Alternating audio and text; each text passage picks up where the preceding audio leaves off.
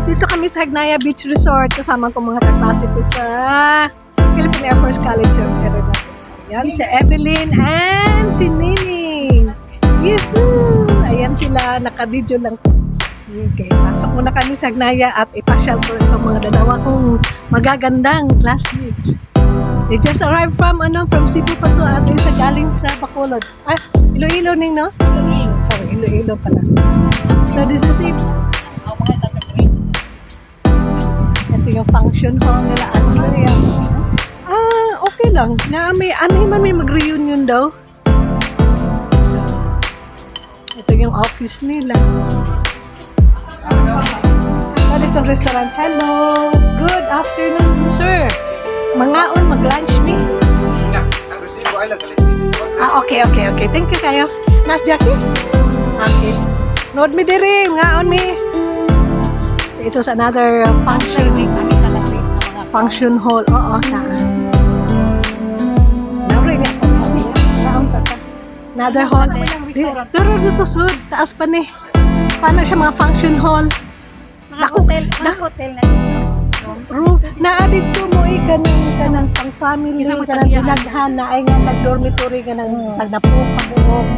Good for na adini mga rooms na ni kan. pila sa daw. Na si Ursal.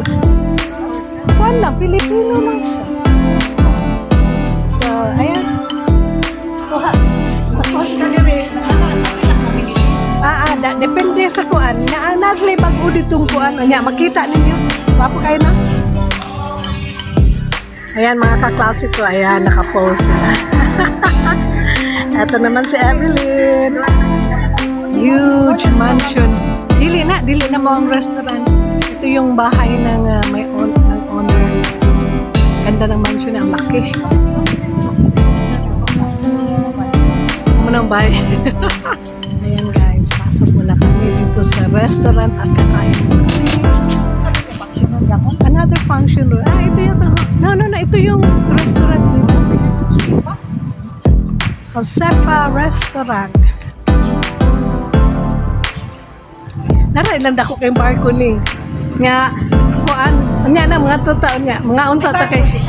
Ah, dili gyud siya actually moving nga barko.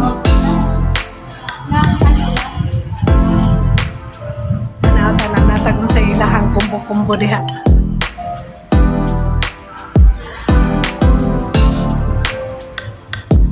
Kata.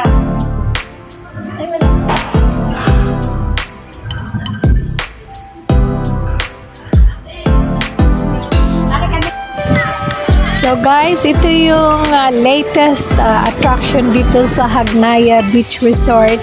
Isang stationary ship. So, ayan, ito yung dinadayo ngayon dito sa San Remigio.